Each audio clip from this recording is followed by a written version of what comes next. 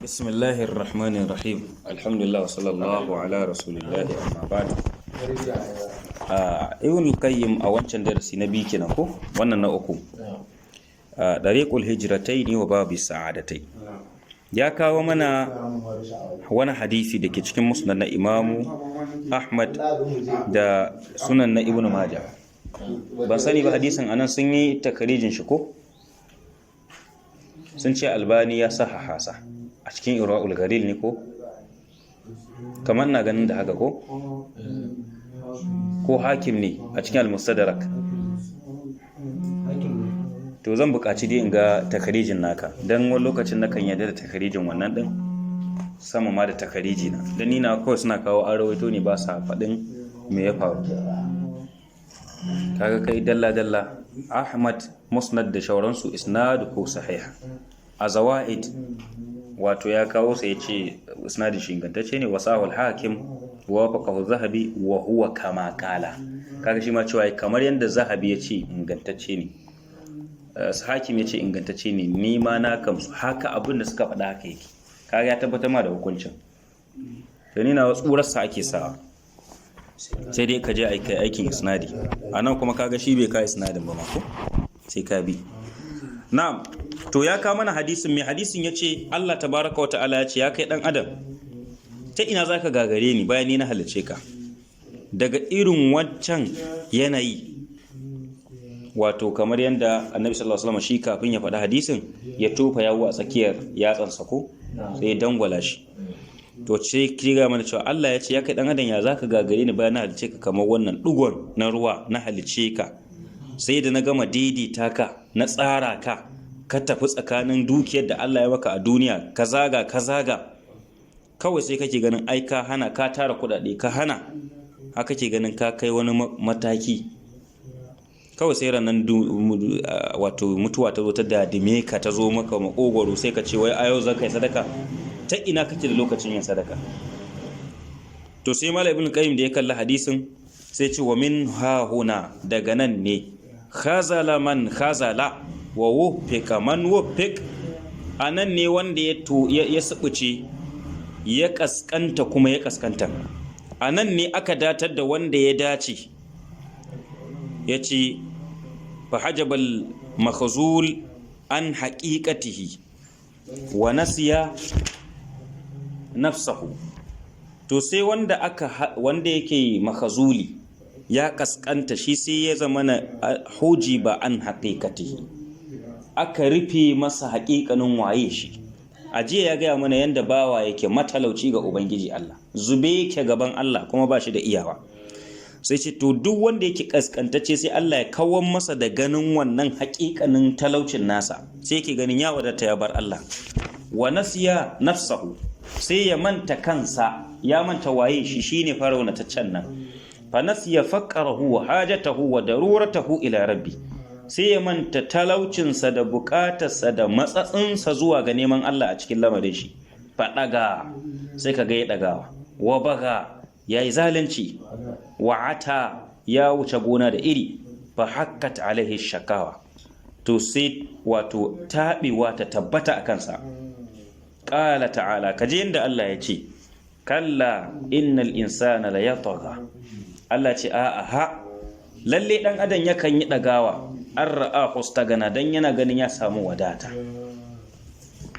wa qala kuma Allah ya ce fa amma man a'ata wattaqa amma wanda ya bada kyauta ya kuma ji tsoron Allah wa saddaqa bil husna ya gaskata ranar sakamako fasanu yassiruhu lil yusra da sannu za mu sauƙaƙa masa ko Allah zai sauƙaƙa masa wato sa hanyar da zai samu sauƙi shine aljanna wa amma man bakhil wastagna wanda ya rowa ya kuma ganin ya wadatu wa kazzaba bil husna ya ƙaryata ranar sakamako fasanu yassiruhu lil yusra sannu za mu hada shi da usra wahala wato gidan azaba fa akmalul khalqi akmaluhum ubudiyatan wa a'zamuhum shuhudan li faqri mafi cikar halitta shine mafi cikar su wajen bautar Allah shi yasa annabi ya zama shine oga a halittu dan yafi kowa zama oga a bautar Allah mai bautar da har kafa ta kumbura ta tsage ta keci ta dinga jini bai tsaya ya huta ba, ana ka huta ya ce afala akunu abdan shakura, ba zan zama bawa mai gode ma Allah bane wai. Wannan fa da godiyar ne yake tsatsagewa, mu kuma ko cikawar ma mai ba. Wa a'zamuhu shuhuda, kuma wanda yake mafi girman shaida ga lifaqarihi wa daruratihi, ga taran nan tasa da buƙatuwan nan tasa, wa hajatihi da tsananin matsuwarsa ila rabbihi ga ubangijinsa. Wannan shine mafi cikar halitta wanda yafi tabbatar da bauta kuma yafi tabbatar da shi talaka ne yana neman Allah. Wa adam istighna'ihi anhu tarafat ayn, kuma shine bawan da yake da sanin ba shi da wata wadatuwa ga barin Allah daidai da kiftawa ido daya. Ibn al-Jawzi mai kusanta kwara sunan shi Ibn al-Qayyim din namu yana faɗa wa littafin shi at-Tazkira, yace la kana ma yulhi anillah, la taqul li nasabi wala waladi, la kana ma yulhi anillah, la taqul li mali wa kasabi. Can karshe ce la kana ma yulhi anillah, Allahu yuguni an siwahu wa siwahu la yuguni anillah.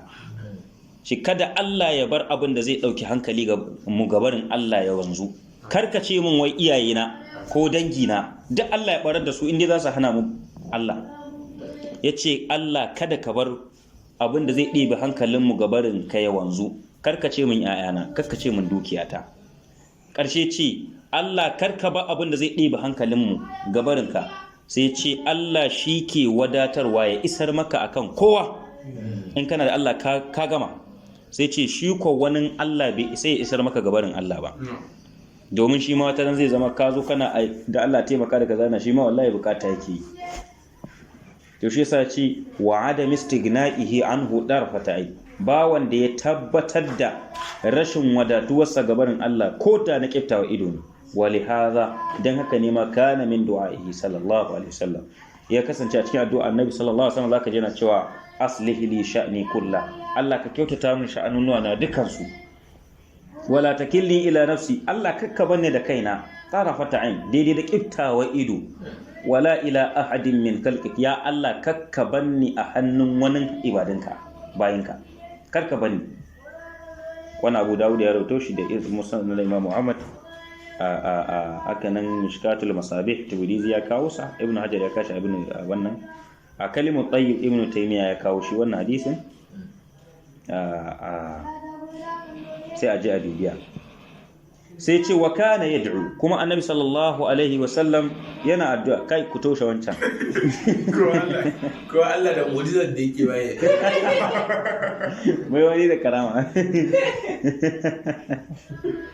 Allah ya riya wato wannan karama shi kenan.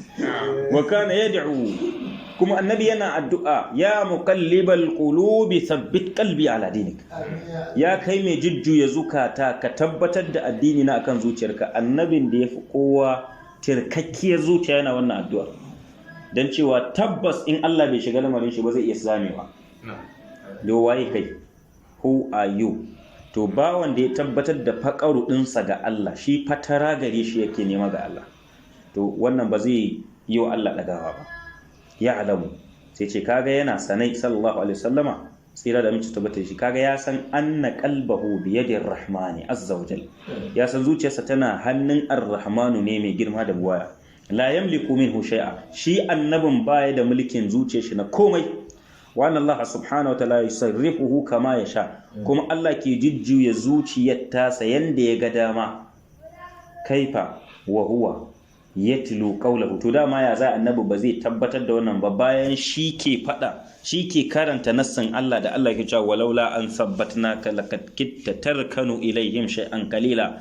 Da ba dan annabi Muhammadu mun tabbatar da kai ba, ai ka kusa ka dan karkata zuwa ga annan ka yadda ku zo ai musalaha ta addini da su, dan wani abu kankani ka kusa ka yadda. To amma dai mu muka tabbatar da kai. Fa daruratuhu sallallahu alaihi wasallam, to anan buƙatuwar annabi sallallahu alaihi wasallam ila rabbihi ga ubangijinsa, wa faqatuhu da fatararsa ilaihi ga ubangiji bi hasabi ma'rifatihi bi, irin gwargwadon yanda ya san Allah ne. To kwatin da annabi ne ya ƙura malejin sanin Allah, to shi kwa zai fi kowa ƙura malejin fatara zuwa ga Allah. Duk abin da aka yi zaka ce Allah, Allah.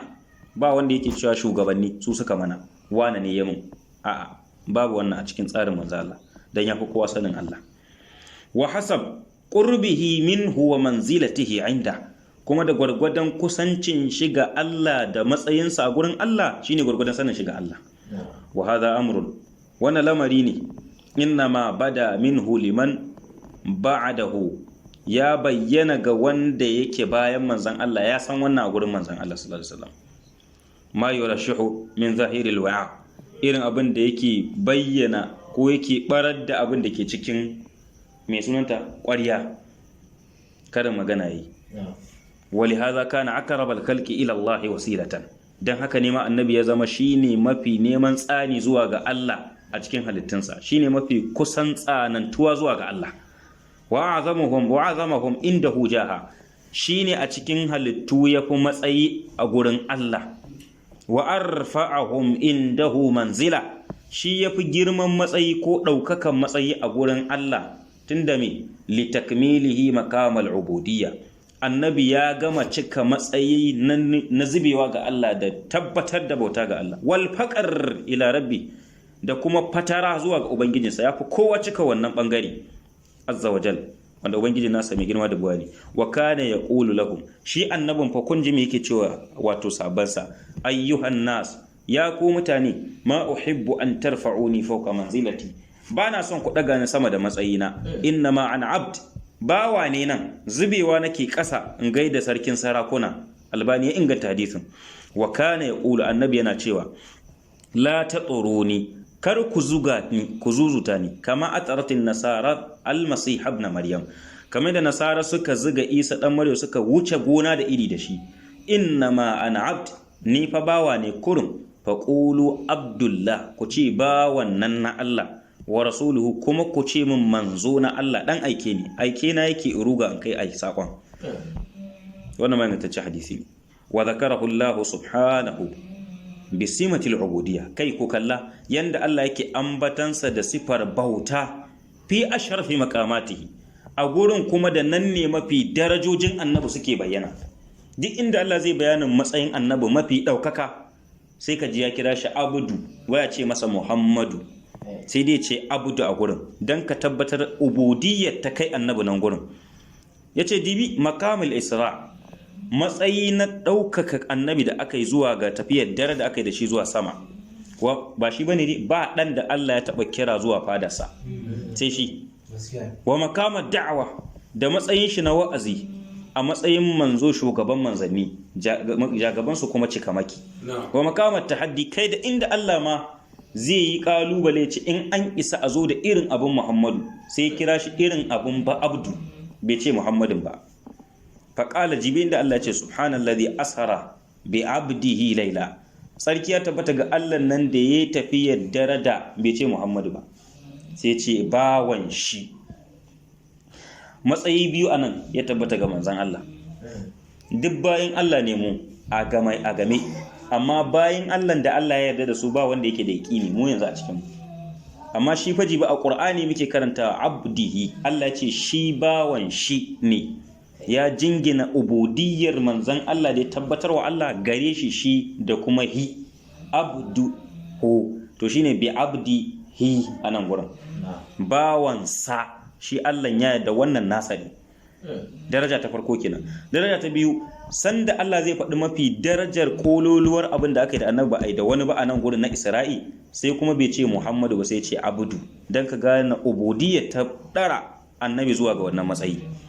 Wa qala, kuma jibugun da Allah cewa annahu lamma kama Abdullahi yad'u, ku tuno lokacin da bawan Allah nan ya miƙe na roƙon shi, Muhammadu ne ba gurin har wayo nan maqamin wato bauta ta Allah. Wa in kuntum fi raibin mimma nazzalna ala abdina fa'tu bi suratin min mithli wad'u. Akramaka Allah, an shigo lafiya, bismillah. Wato gun ku kalla, Allah ya ce wa in kuntum fi raibin mimma nazzalna ala abdina fa'tu bi suratin min mithli wad'u shuhada'akum min dunillahi in kuntum sadiqin. In dai ko kanto kuke abin da muka sauke wa Muhammadu, to sai anan ba ce Muhammadin ba, sai aka ce abin da muka sauke wa abdun mu, bawan mu, to in kun isa ku zo da irin na abdu din ku gani. zai yi in dai da gaske kuke ku kirkira kaga nan Allah ne zai kalubalanci duniya akan shakkar ta ga alkur'ani wahayin da aka sauke annabi da shi. To Allah wajen tabbatarwa da annabi gaskiya da cewa ya yadda manzansa ne sai bai kira sunan shi ba sai ya kira abdu dan ubudiyyar ta fi cancanta a gurin. Shine ibnu qayyim in mun koma farkon magana da yi wa zakarahu Allah subhanahu bi simatil ubudiyyati fi ashrafi makamatihi kenan. Allah ya ambace shi da sunan bauta a mafi daukakan matsayin annabin. An gane mu koma mu ci gaba da karatu. Wa fi hadisi shafa'a, a hadisin nan da yake magana ceto, annal masiha yaqulu lahum, ka duba Isa alaihi salam yana daga cikin ulul azmi minar rusul, ma'abota himma da azama cikin manzanni kuma masu juriya mafiya daukaka. To amma jibi cewa halitta yake rayuwar alkiyama ranar alkiyama, izhabu ila muhammadin abdin ghafara Allahu lahu ma taqaddama min dhanbihi wa ma ta'akhkhar.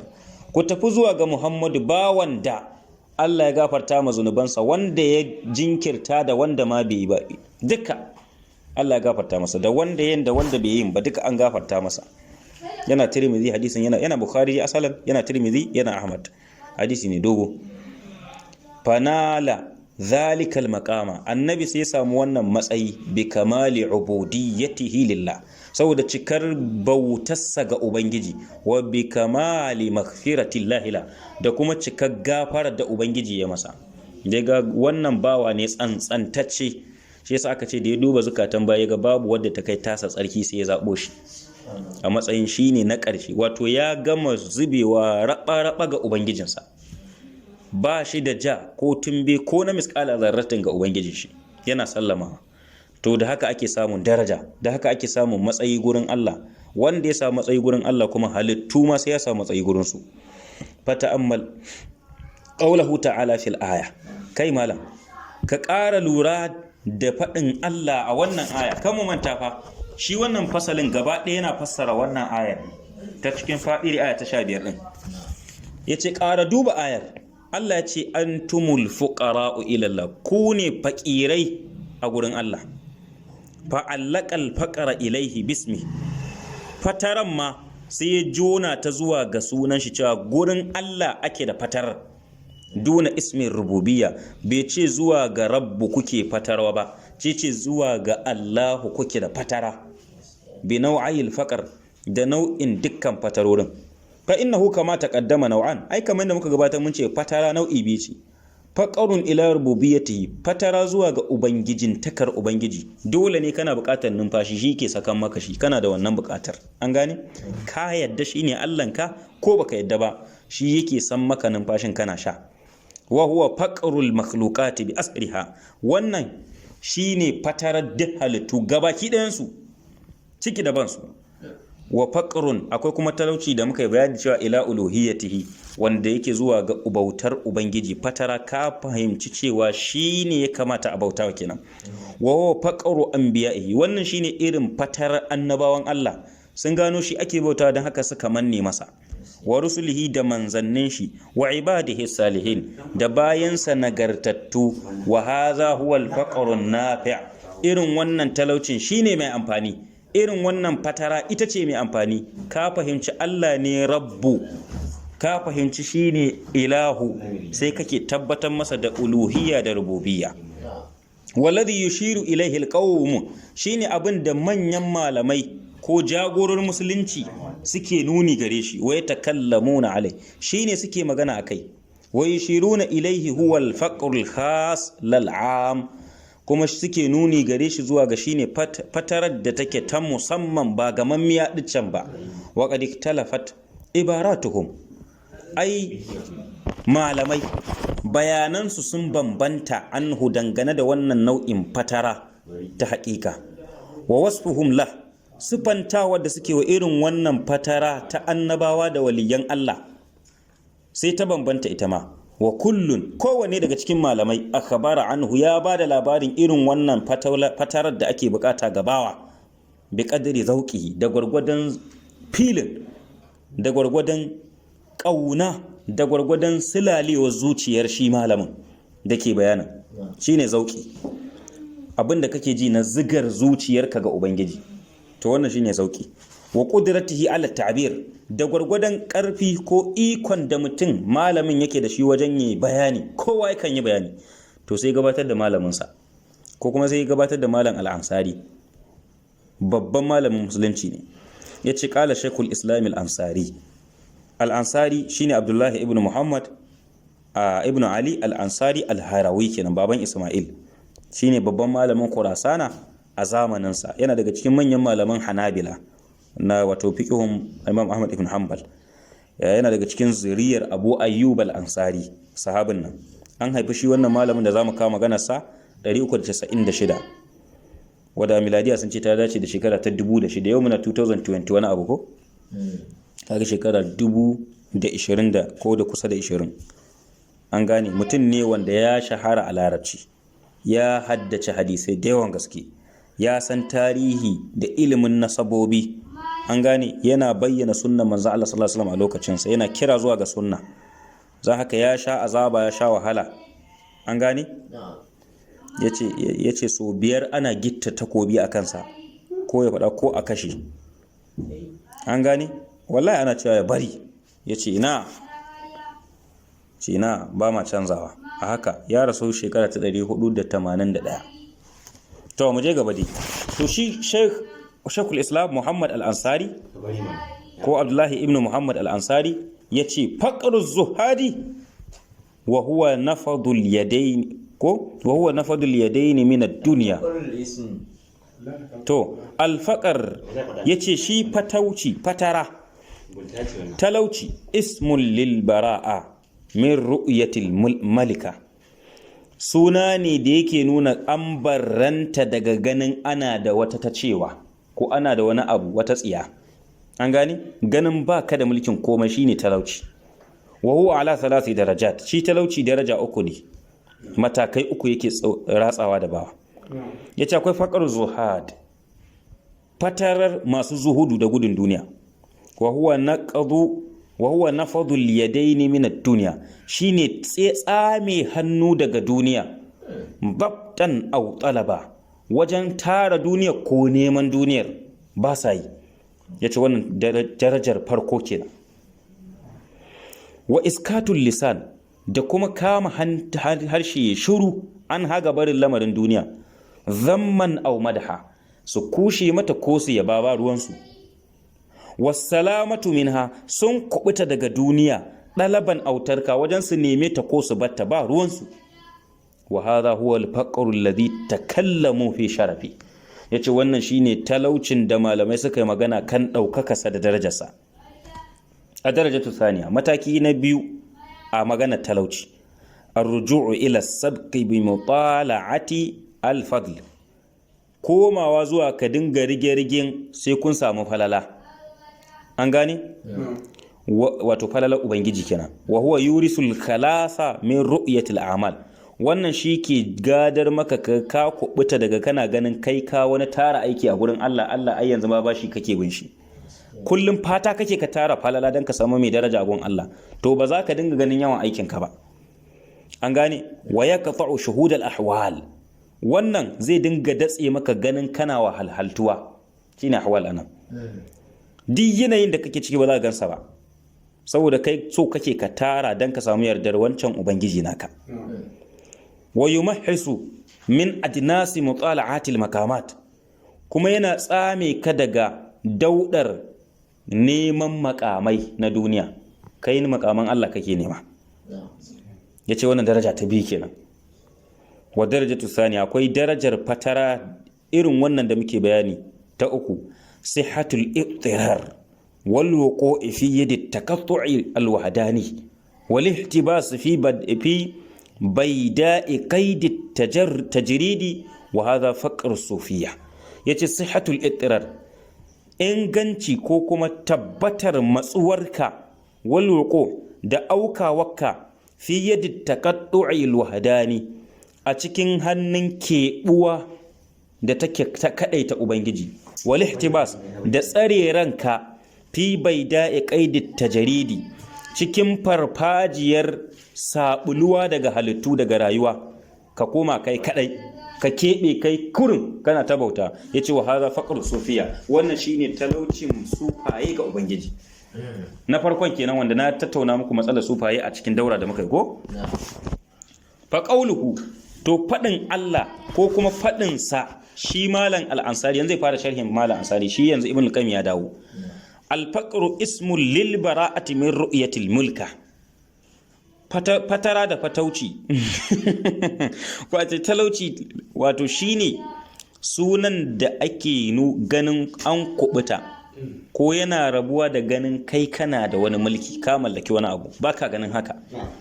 Yace yani abinda malai yake nufi annal faqira, wato talautacce anan huwa alladhi yujarridu ru'yatal mulki li malikihi alhaq, shine mutumin da yake subule wa kansa ganin ya mallaki wani abu, yana miƙa mulki ga mamallakinsa na gaske, Allah kenan. Fayara nafsahu mamlukatan lillah, yana ganin kansa kadarar Allah ne shi ba wata tsiya bace, kadara ne na Allah. La yara nafsahu malika, baya ganin kansa a matsayin mai mulki bi wajhin min alwujuh, ta kowane bangare bai mallaki komai ba. Wa yara a'malahu mustahiqqatan alai, shi gani ma yake duk ayyukan da yake yi ai ya cancanci yayi su dan bawa ne, bi muqtada kaunihi mamlukan abda, saboda abin da kasantuwarsa bawa kuma abin da aka mallaka hakan ta kudurta. Bawa wanda aka mallaka ai dama ya cancanci ya aiki, to gani yake bi muqtada kaunihi mamluka, wannan dama shi ya cancanta tunda shi wato bawa ne wanda ake mallaka ne, abda kuma bautacce, musta'milan fi ma amarahu bihi sayyiduhu, wanda zai zage tukuri ya aikata abin da ubangijinsa ko mai gidansa ya umarce shi da yi.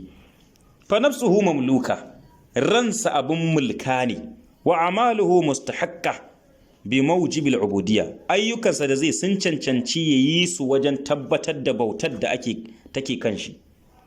An gane? Fa laysa malikan li nafsihi wala li shay'in, dan haka shi bai mallaka ma kansa wani abu ba, kuma bai mallaka ma wani abu ba min dharratihi, na ƙwayoyin komayyarsa, wato shi da kansa dungurungun din shi bai mallaki komai a kansa ba. To farcen sa ma yana daga cikin zarratu din sa. Zarrati ba zati ba. Zarra ko zati ne ana ku? Zarra ni kuma nawa zarratihi, wato kananan gaban jikinsa ma bai mallaka komai ba, ko kofar gashin shi. In kuma zatihi ne ba kansa ma bai mallaka komai ba, ballanta ne dungurungun din shi. Wala li shay'in min a'malihi, hakanan ayyukan da yake baya ganin ya mallaki wani abu a ayyukansa. In yau ya fita ya samu 10,000 bawa ne na ogan shi ne, na mai gidan ne sai ya kawo mai. Bal kai bari ma kullu zalika mamlukun alai, duk ma ababan nan da ake faɗi din su ma mallakar ana mulkin su ne akan shi, mustahaqqun alai, kuma sun cancanci a malke sa akan sa. Gaban nasa da ababan da ya tara din na mai gidan ne, na uban gidan nashi ne. Karajulin, kamar dai mutum ne, ishtara abdan bi khalisi mali, ya sayi bawa da tsurar kudin shi, thumma amalahu ba'da sana'i, sai yake masa wasu sana'o'i. Bawan ya iya kira, sai mutumin ya bude gurin kira, sai bawan ke yin kira, ana kawo kudade na kudin waye, kudin mutum. Very good. Falamma ta'allamaha, da ya gama koya, kala sai ce i'mal, ka je kai aiki wa addi ilayya fali ko falisa laka fi nafsik ko fa'ad wa addi ilay, ka je kai aikin ka kawo min kudin. Falaysa laka fi nafsika wala fi kasabika shay, akanka da abin da ka sama ka san dai baka da mulkin komai, din nawa ne, ni na siyo ka to, kuma ni na baka jarin da abubuwan da aka amaido komai. Falau hasala bi yadi hadha al-abd, da ba wannan zai samu min al-amwali, dukiyoyi, wal asbabi, da samun matsayai, ma hasala irin abin da duk ya samu, lam yara lahu fiha shay'a, ba zai ga cewa nashi bane yanzu, aiko daga nan mai gida ne. To haka fa kai kake zube gaba ubangiji. Bal yarahu kal wadi'a, gani yake shi dinnan kamar wata haja ce fi yadihi, ko ajiya ce a hannunsa aka bashi ta mai gidansa. Wa annaha amwalu ustarihi, wannan dukiyar ubangidan shi ce. Wa kaza'inihi, kuma taskar ubangidan shi ce. Wa na'amihi bi yadi abdihi ko yana ganin ni'imomin ubangidansa ne, kayan kadarorin ubangidansa ne a hannun bawa. Mustaudiha wanda aka nemi ya ajiye, mutasarrifan fi hali sayyidihi yana jujjuya dukiyar ne wa ubangidansa lali nafsi ba tasa bace yake juyawa. Kama kala Abdullahi wa rasulu, kamar yanda bawan Allah manzan Allah yake faɗa wa khiratuhu min khalqi, zababbansa cikin halittunsa yace wallahi inni la u'tiya ahadan wala amna'u ahada, wallahi ni ina bawa la u'tiya ahada, bana bawa kowa komai, kuma wala amna'u ahada, bana hana kowa komai, wa innama ana qasimun, ni rabo nake kawai in Allah ya kawo arzikin.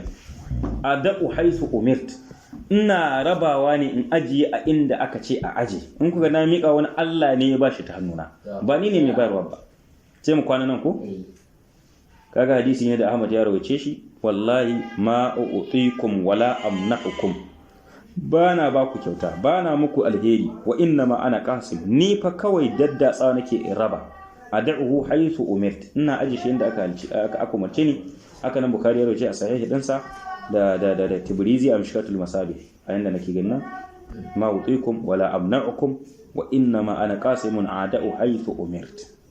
Mun gano wannan yana cikin Kanzul Ummal na Hindi. Wa kullu akbara annahu bi qadari zawaqa, yau zauki. Wa kullun, kowanne daga cikin malaman akhbara yana bada labarin me ake nufi da talauci ne, anhu kan talauci din yana bada labari bi qadari da gwargwadon zauquhu, zauqinsa, wato shauƙin shi, wa qudratihi da ikonsa ala ta'bir wajen furta